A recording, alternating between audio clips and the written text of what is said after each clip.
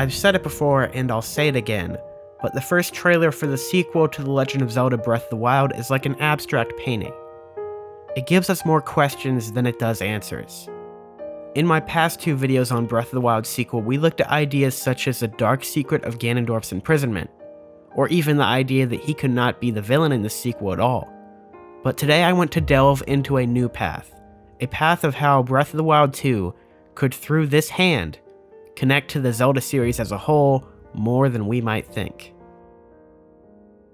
The identity of this corpse and what it means for Breath of the Wild 2 is rather well implied, but this glowing hand that grips the body still remains one of the game's biggest mysteries. So, what is this hand's purpose? Why does it grab at Link? When was this hand created? And who is responsible for it?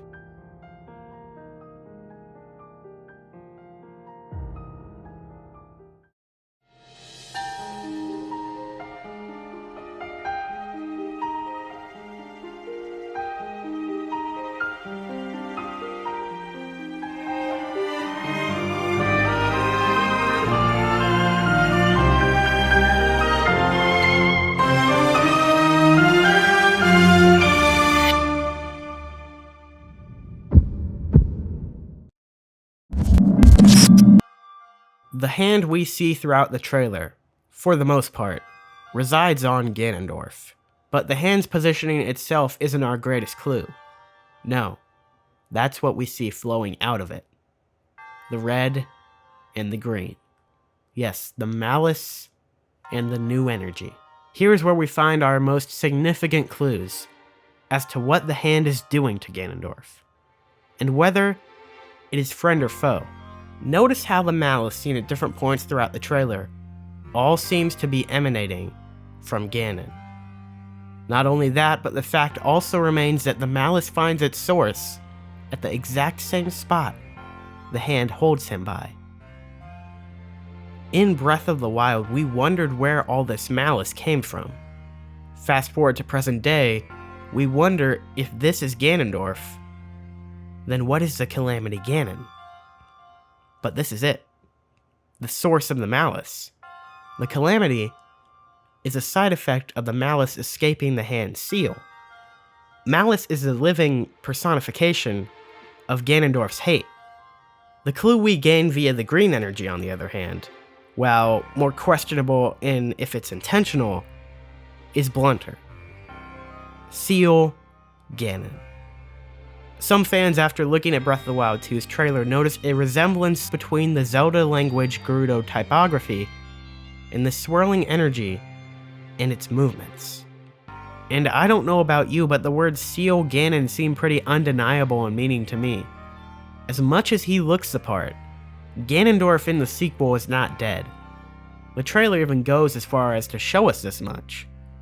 But then, why does Ganon come back to consciousness? What breaks this seal? Who gives him back life?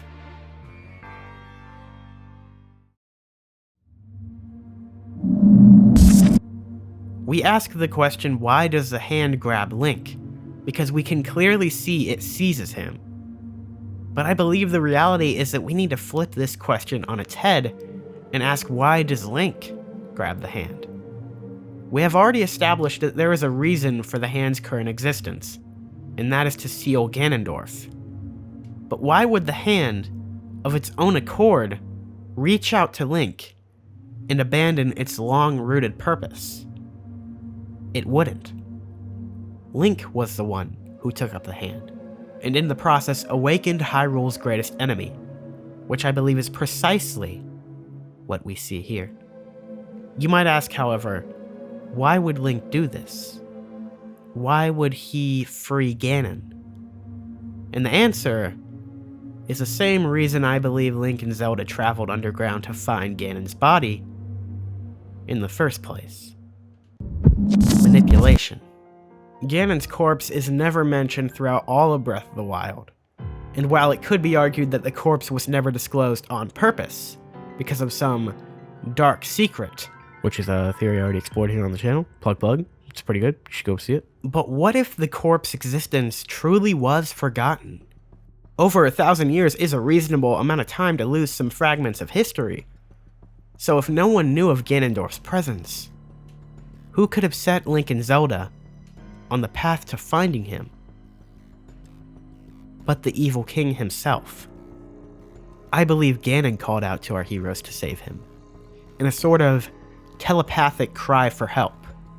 Remember, the Triforce forever links these three souls. And even the secret messages of the music in this trailer might support this train of thought.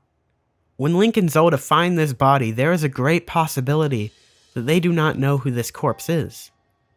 And if Ganon truly is the one responsible for calling them here, he could just have easily faked his true identity to the heroes, tricking his greatest enemies into finally freeing him from his millenniums of imprisonment.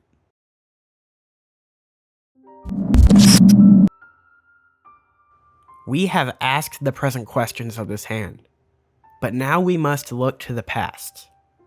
When was this hand created? And this is where the theory starts to get quite interesting.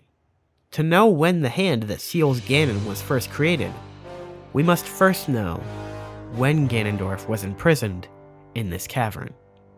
And considering we know that at least 2 great calamities have appeared throughout the last 10,000 years, this imprisonment has had to have been rather extensive. Going off what I said in a previous theory, I believe that Calamity Ganon is the result of the malice escaping the hand's seal, as we can clearly see here. Holding Ganon captive for such an extended period, the seal eventually began to weaken, resulting in the formation of blights, such as Calamity Ganon, manifestations of Ganondorf's pure hatred.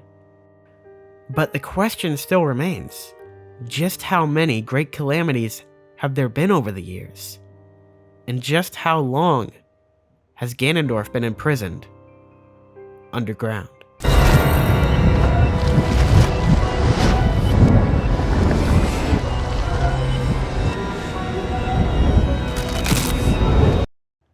A very long time.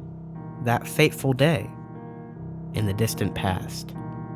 That fateful day in the era of Twilight.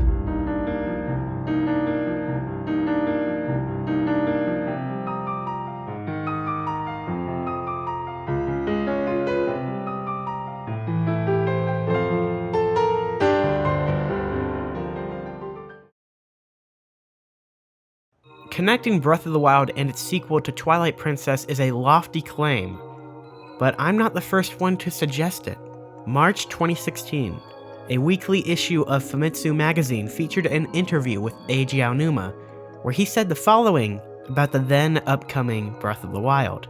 Quote, "While making the latest title for The Legend of Zelda, when I look at this remake, I feel like this is the origin point for the new title we're making right now. After playing this game, you might have some "oh I see" moments when playing the upcoming new game. So I'll be glad if you play Twilight Princess HD while waiting in anticipation for the latest title of The Legend of Zelda." Next, I invite you to look at some connections between these 2 incarnations of Ganondorf, or shall I say, one. Notice that just as Twilight Princess Ganondorf wore a large jeweled crown on his head as one of his defining features, so does this corpse. Ganondorf's teeth structure even seems similar, with noticeably protruding fangs. The spot at which the hand holds the body in this trailer as well directly lines up with the wound Ganon bore from his attempted execution in Twilight Princess, and the final blow of the Master Sword to his chest. The wall painting we see in the trailer as well shows Ganondorf on horseback, with at least 2 riders flanking him, similar to the second phase of Twilight Princess's final battle. And finally, the position Ganondorf ultimately dies in is parallel to the pose we see here. Even this small cryptic scene of Zant, the usurper Twilight King, snapping Ganondorf's neck back as he dies, brings an all-new meaning, unlike it ever has before, only 14 years later. When the life comes back to Ganon's eyes, his neck snaps back into place, almost as if he is picking back up his life exactly where it left off. That's not all, though. I've always found it rather odd that Breath of the Wild's final boss, Dark Beast Ganon, shares so much in common with the beast form of Ganondorf in Twilight Princess, even going as far as to share the exact same name. But this detail is no longer some odd coincidence. I direct you to pages 360 to 365 of Breath of the Wild's official sourcebook, Creating the Champion. In the next 6 pages, a history of Hyrule according to Breath of the Wild is laid out for us, and this page is crucial in confirming the timing of events as they relate to Breath of the Wild. We are given information on the timing of events in Hyrule's present, to the fall 100 years ago, to the first calamity 1,000 years ago, and even as far back as the distant past. Now, it's important to note that the distant past, the time from before 1,000 years ago, is not directly spoken of or defined in Breath of the Wild. And that's because it's already been defined. Let's break it down. The Kingdom of Hyrule flourishes under the royal family. This period in which the Kingdom of Hyrule flourished under the royal family has to be in reference to the long stretch of time we see between Four Swords and Twilight Princess. Remember that in the events of the child timeline that Twilight Princess takes us down, Ganondorf never took control of Hyrule, and the peace of Hyrule would not be obstructed until the events leading to Twilight Princess, when he attempts to take over Hyrule without the aid of the full Triforce. Also backing this up on the following pages 362 and 363, we are told that Princess Ruto was born in this time frame. The Sheikah are still referred to as operating in the shadows, and the Rito tribe has yet to have been established, further defining just exactly what time period is considered Breath of the Wild's distant past. Ganondorf, King of the Gerudo, transforms into Dark Beast Ganon and threatens Hyrule. The Princess of Hyrule and the Chosen Hero combine their power to seal Ganon. The rise of Ganondorf and his transformation into Dark Beast Ganon directly ties into the events of Twilight Princess. But notice the use of the word seal Ganon, when we clearly see, at the end of Twilight Princess, Zelda and Link believe they have killed him. More on this later. In a seemingly endless cycle of darkness and light, Ganon continues to be revived and then sealed away. A seemingly endless cycle. You might think that throws another wrench in this theory, and Four Swords Adventure's placement on the timeline would agree with that. However, the details don't. I believe this seemingly endless cycle of dark and light being revived and sealed away is in reference to the appearances of Calamity Ganon. No concrete amount of time has been set between the events of Twilight Princess and Breath of the Wild. All we truly know is that Breath of the Wild takes place at the end of the current Zelda timeline. This brings into question just how many calamities have truly happened since the time of Twilight Princess. Well, I believe the blight known as Calamity Ganon has appeared enough times throughout the years to be referred to as that of a cycle.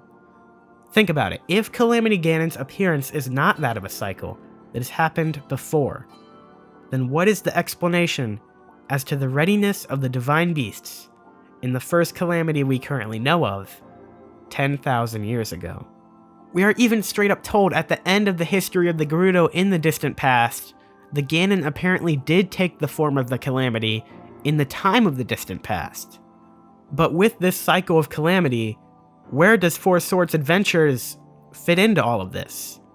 That game does contain an incarnation of Ganondorf, and canonically takes place after Twilight Princess. But the catch is that this is not the same Ganondorf. This Ganondorf is the only other appearance of a second man that took up the mantle of the King of Evil. which is a fascinating story in of itself. But still, the point I'm trying to make here is that this is not Twilight Princess Ganondorf, nor is he the successor of Demise's curse. So we can see how Breath of the Wild defines the distant past, slots into the ongoing story of Twilight Princess and the child timeline very well. However, a significant flaw in this theory that I have dodged up until this point is the fact that at the end of Twilight Princess, Ganondorf dies. We see the final blow. We see the Triforce of Power leave him. We see him stumble and struggle with his defeat, and we see the white in his eyes. But the connection is so clear. All the evidence is there. This is the same Ganondorf we saw long ago. How is it that he lives? Ganondorf the man might die, but the spirit of evil, the power granted to Ganondorf by the demon lord Demise, remains. And my evidence for this is in his eyes. Ganondorf's corpse holds no eyes, nor does it retain much of any organic material anymore. But at the end of the trailer, we see Ganondorf's neck snap back, and his eyes appear. And it leaves a red burst of light not too dissimilar to that of Malice. And as that fades away, his new eyes are revealed. However, they are not new. We have seen these eyes somewhere before. The eyes of Ganondorf's corpse are a perfect match to that of Malice. This is the same body, but the man we saw in Twilight Princess is no more. What is left is a husk of his eternal hate. With all that answered, only one question still remains.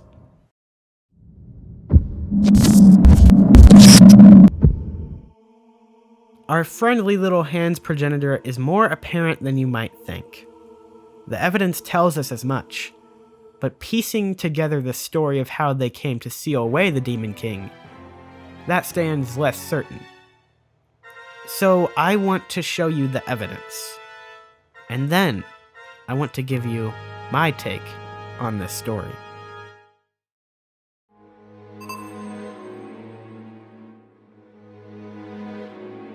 The caverns in the teaser trailer for Breath of the Wild 2 show us establishing shots of our setting, but in the process also show us some rather familiar structures and signs.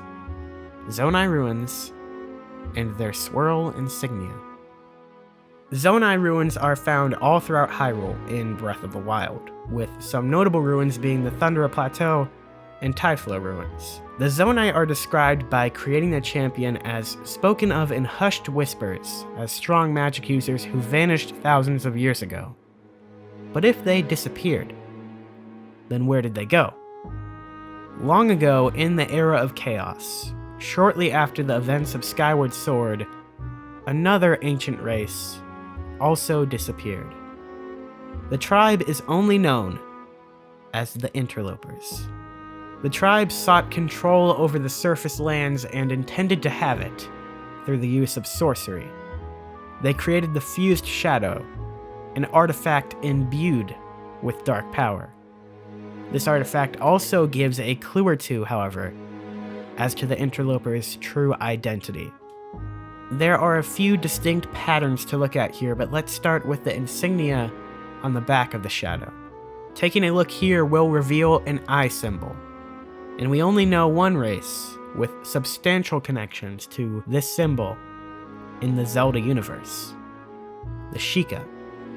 The front of the shadow, on the other hand, shows us two more important patterns, the one seen here and the one seen here.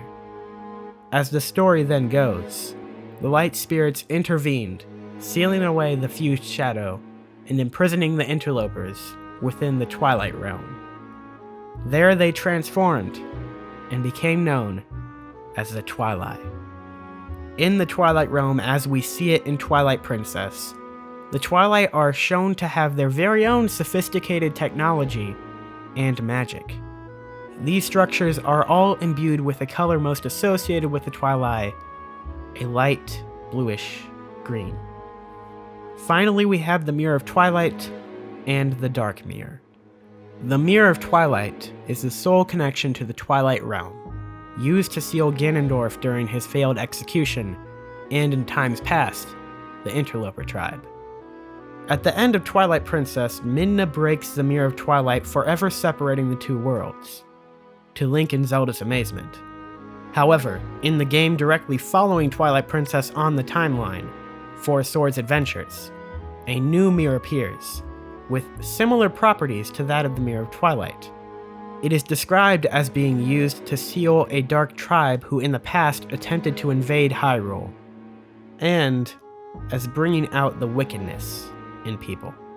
Finally, Hyrule Historia even directly calls into question the fact that if the mirrors are related is unknown. You've heard the evidence. Now it's time for the story. The eye on the back of the fused shadow is a symbol of heritage. Just as the Yiga defected to the darkness, I believe a select group of Sheikah in the era of Chaos did the same. The lack of the eye's tear streak, similarly, could be a sign of this divide. The Sheikah descended from the faction of the Interlopers was banished to the Twilight Realm for seeking the power of the Triforce. With the era of Chaos at an end, the Kingdom of Hyrule was founded. Thousands of years later, however, the Twilight and Light found themselves on a collision course guided by one man, Ganondorf. Once defeated and peace is restored, the Twilight Queen Midna returns to the Twilight Realm, but in leaving makes sure to destroy the Mirror of Twilight, severing the Light World's link to the Twilight. The princess and hero, however, could not accept this as goodbye. A second mirror was created, the Dark Mirror. Through the royal family's tireless efforts at the behest of Princess Zelda and Link, the Dark Mirror was designed not to seal, but to welcome the Twilight back to the light. Through this mirror, Midna and her people were reunited with the Light World. The Twilight emerging into the land of Hyrule then became known as the Zonai. Still, not everything was as it should be. Monsters still roamed Hyrule despite it being years since Ganondorf's defeat. Impending doom loomed over the kingdom once again. Then, one day, deep below the castle, in the catacombs where his remains were held, the body of Ganondorf started slowly twitching. Ganondorf is dead, but the hate and malice of his and Demise's spirit remain. The corpse, despite death, was slowly coming back to life. A burst of malice poured forth from the corpse, and emerging from deep below the castle, the first great calamity was born. The royal family was immediately alerted, and so was all of Hyrule, to the swirling malice that hang over the castle in the shape of a boar. The princess and the hero went to confront the calamity, and the kingdom's strongest magic wielders, the Zonai, were called upon to seal Ganon's body before a full resurrection could occur. Through the help of the Zonai, a last resort was taken. The only seal that could hold Ganondorf's hatred, a seal that would require a sacrifice. This is the shadow of that moment. Despite the sacrifice made below, the calamity was not stopped. The hero and the princess sealed Calamity Ganon away. However, while the seal could hold the return of Ganondorf's physical body at bay, Ganondorf's malice could not be fully contained. Or at least, could not be for long.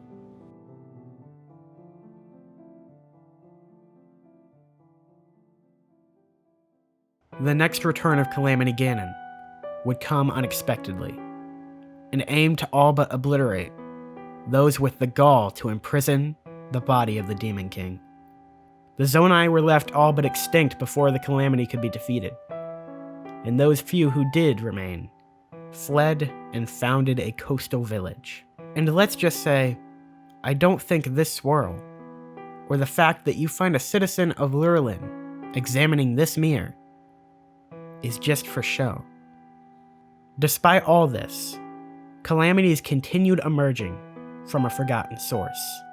The threat became so annual that the construction of the divine beasts was sanctioned.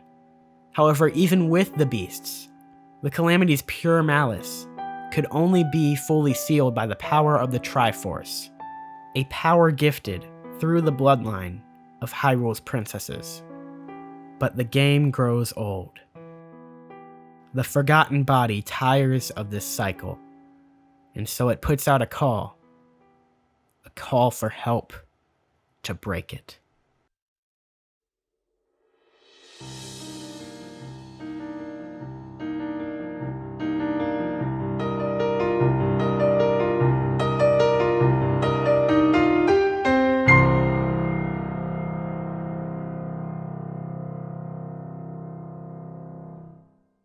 So, what do you guys think of this theory?